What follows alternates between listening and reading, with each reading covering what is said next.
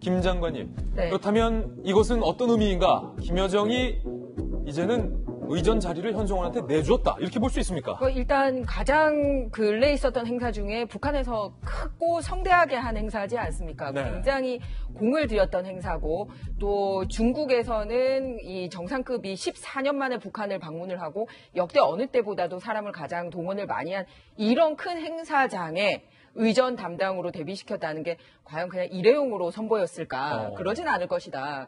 굉장히 행사 준비 과정이라든지 또 중국 매체에도 나갈 거고 북중 정상회담이 미국이라든지 북한 문제에 관심이 있는 여러 나라들에게 이 영상이 나갈 거라는 것을 버젓이 알고 있지 않습니까? 네. 그런데다가 현재 그 담당했던 사람이 김여정이라는, 그러니까 김정은 위원장의 동생이었다는 것도 아마 북한 문제에 관심 있는 여러 세계인들은 다 알고 있는 자리지 않습니까? 예. 그러니까 다른 자리가 아니라 그렇게 잘 알려진 자리에 누군가가 대체가 됐고 그리고 큰 행사에서 데뷔를 시켰다는 게 굉장히 의미 있게 보여집니다.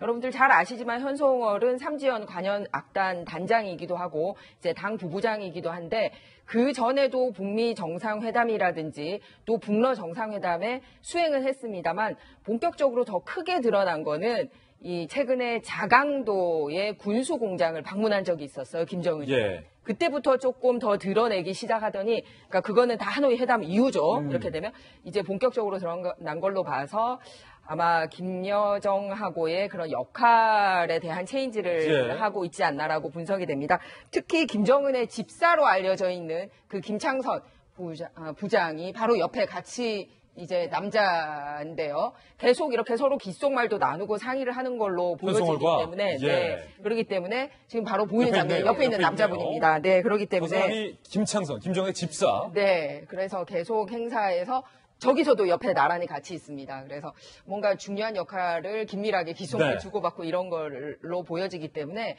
약간 역할 분담에 이 조정이 있다. 그런데 크게 다른 조정보다는 같은 여성이고 연배고 또 이 느낌이 비슷한 사람으로 고른 걸로 봐서 그동안 익숙해 왔던 그런 의전에 대해서 틀은 크게 바꾸지 않는 그런 모양은 볼 수가 있습니다. 어쨌든 의전이 굉장히 중요하다는 걸 우리 외교 행사에서 그동안 여러 번 봐왔잖아요. 그렇기 때문에 뭐를 중요시할 것인지 또 앞으로 우리가 남북 정상회담을 할 때 카운터 파트너가 될 거기 때문에 그래서 설명을 이렇게 드렸습니다. 그렇군요. 확실히 김여정의 의전 역할을 현송월에게 내줬다라는 것이 좀 돌직구 비디오 판독으로 지금 보니까 다 드러나네요. 판독 결과.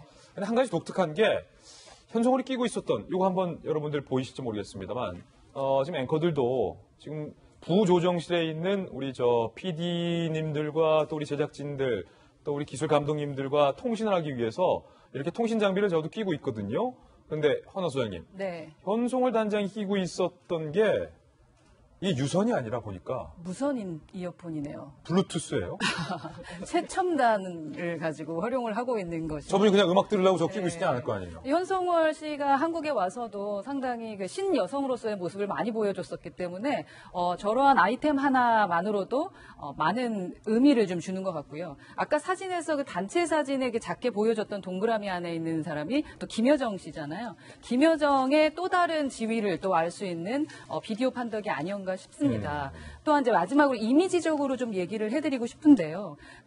이 이미지적으로 이 비언어를 읽으면 서로 간의 친밀감과 그리고 지위를 알 수가 있어요. 근데 아까 정말 최대한의 예우를 해줬다라고 말씀을 해주셨는데 김정은 위원장의 행동을 봤을 때도 그게 느껴집니다. 시진핑 주석에 대해서. 네, 예를 하나 들어드리면 카퍼레이드 할 때 모습을 잠깐만 보여주시면 예. 기존에 저희 좀 제 개인적으로 좀 아쉽습니다. 왜냐하면 문재인 대통령이 북한에 방문을 했을 때는 저 자세가 아니었어요. 그래서 제가 지적을 하기도 했었는데 몸을 차에 기대서 이렇게 뭔가 손을 흔드는 모습들이 좀 보였었거든요. 근데 지금은 상당히 기립해 있습니다. 김정은 위원장이. 그렇죠. 김정은 위원장이 저렇게 기립해 있는 이유는 바로 서열이 높은 오른쪽에 있는 시진핑에 대한 긴장, 예우이자 긴장이 아닐까라는 생각이 들었고요. 또한 표정도 상당히 다릅니다. 많이 웃어요, 지금.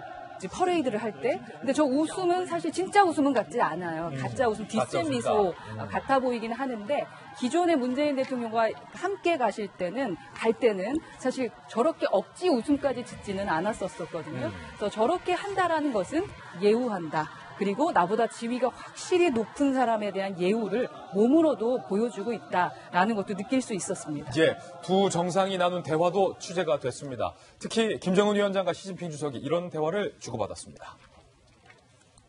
김정은 위원장이 한반도 긴장을 피하려는 적극적 조치에도 긍정적 호응을 못 얻었다. 그러니까 하노이 빈손 회담에 대해서 미국을 원망하는, 미국을 탓하는, 미국에 대한 서운함을 좀 내비쳤어요. 하지만 조선은 인내심을 유지하면서 대화를 노력하겠다라고 얘기를 했거든요.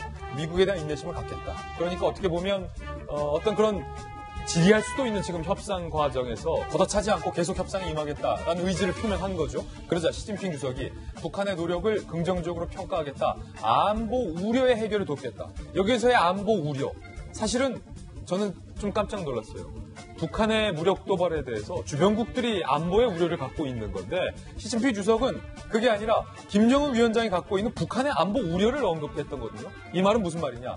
북한과 김정은 위원장이 본인의 체제에 대한 심각한 불안감을 갖고 있다. 그리고 그것을 중국의 리더인 시진핑 내가 잘 알고 있다. 굉장히 민감한 내용을 언급한 것이어서 두 분의 대화까지 상당히 중요해서 저희가 전해드렸습니다.